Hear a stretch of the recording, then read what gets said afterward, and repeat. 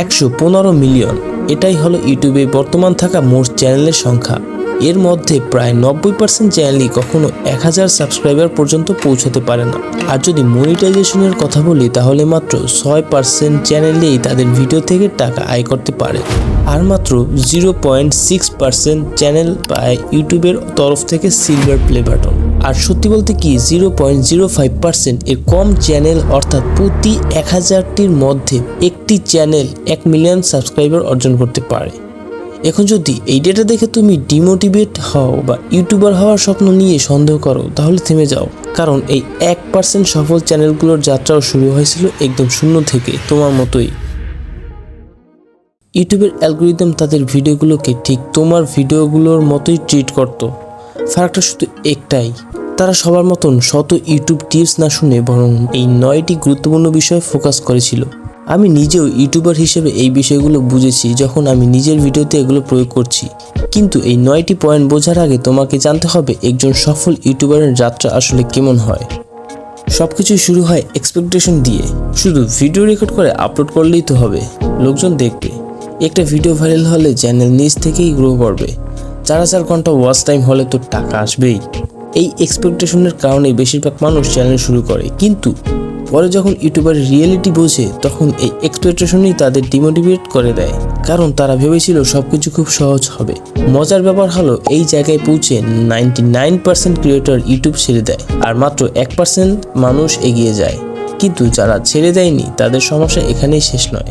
এখন শুরু হয় সেই পর্ব যখন তারা সার্চ করতে থাকে how to get more views, how to get more subscribers, how to complete 4000 watch hours ইত্যাদি। এই ভিডিওগুলো থেকে অনেক কিছু শেখা যায়, কিন্তু সমস্যা হয় তখন যখন তুমি ভিডিওগুলো দেখো কিন্তু সেখানে শেখার জিনিসগুলো প্র্যাকটিক্যালি প্রয়োগ করো না। যখন তোমার চ্যানেল গ্রো করে না তখন তোমার ব্রেনের জন্য ইউটিউব গ্রোথ টিপস ভিডিওতে ক্লিক করা খুব সহজ হয়ে যায়।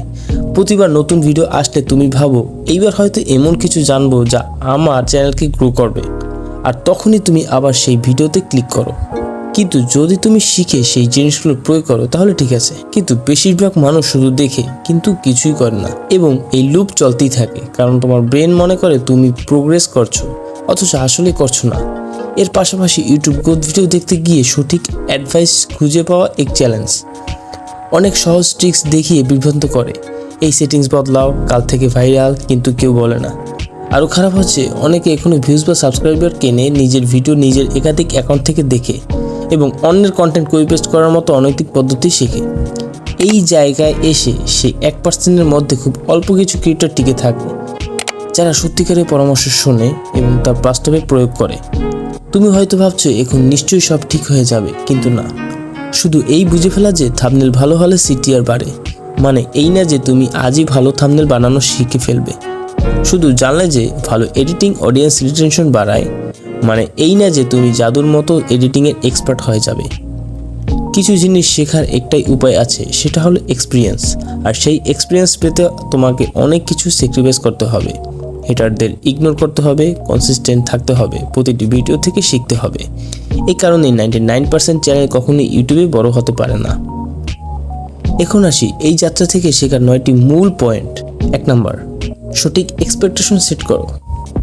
বেশিরভাগ মানুষ ইউটিউবার হতে চায় কিন্তু খুব কম মানুষ ভিডিও বানাতে ভালোবাসে। এটাই সবচেয়ে গুরুত্বপূর্ণ পার্থক্য। ভিডিও বানানো সহজ মনে হলেও এর পিছনে বিশাল পরিশ্রম থাকে। তাই যদি শুরু থেকে এক্সপেকটেশন রিয়েলিস্টিক রাখো তাহলে ছোট অর্জনেও মোটিভেশন পাবে। নাম্বার 2, খুব তাড়াতাড়ি হাল ছেড়ো না। যাদের প্রথম ভিডিও ভাইরাল হয়েছে তারা সাধারণত নতুন নয়। যেমন উদাহরণ সাকিন খান, তার প্রথম ভিডিও ভাইরাল হলেও এর আগে তিনি 500+ ভিডিও বানিয়েছে অন্য চ্যানেলে। তখনই তিনি রিসার্চ, স্ক্রিপ্ট, ক্যামেরা, প্রেজেন্টেশন আর এডিটিংয়ের দক্ষ হয়েছিলেন। নাম্বার 3, যা শিখছো তা প্রয়োগ করো। প্রতি নতুন ইউটিউব টিপস দেখার আগে নিজেকে জিজ্ঞেস করো, গতবার যা শিখেছিলাম সেটিকে আমি প্রয়োগ করছি? ছোট ছোট উন্নতি আসল প্রোগ্রেস। 4 নাম্বার, সঠিক পরামর্শ বেছে নাও। যদি কেউ বলে একদিনে মনিটাইজ হয়, এই সেটিং বদলে ভাইরাল হবে, তাহলে তাকে এড়িয়ে চলো। কিন্তু যারা সত্যি গবেষণা ভিত্তিক পরামর্শ দেয় তাদের কন্টেন্ট দেখো আর সবসময় বুঝে নাও কোন পরামর্শ তোমার নিশের জন্য প্রযোজ্য। নাম্বার 5, ইউনিক হওয়ার চেষ্টা বন্ধ করো। শুরুতে অন্যদের থেকে শেখো, তাদের মতো কন্টেন্ট বানাও যা কাজ করছে সেটা রোডম্যাপ ফলো করো, তাতে তোমার নিজের স্টাইল যোগ করো, ইউএসপি ইউনিক সেলিং পয়েন্ট তৈরি করো।